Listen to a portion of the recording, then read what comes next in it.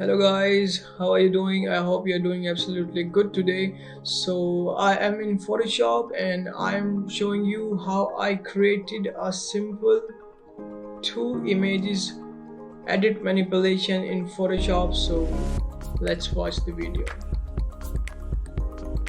So here I'm in Photoshop and I have this guy holding the camera in his hands, and I want to create a simple edit here. I just want to add one more simple image on my screen, which is this one. And what I'm gonna do, I'm gonna create a simple selection over the guy who has camera in his hand. So here is the ellipse selection tool, elliptical marker tool, and I'm gonna create a simple selection over his lens. The guy who has camera in his hands. I'm gonna create a simple selection.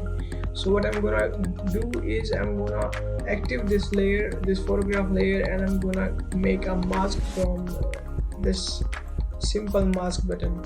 So once I've clicked that, here you go. Here you can see how simple and stunning this is looking with the image. So let me reduce the opacity a little bit, and then you can see how good the guy is looking right now. So yeah, that was the video. If you like the video, make sure you subscribe, comment, and share this video with your friends. I hope that you enjoyed the video, and I will meet you in the next video.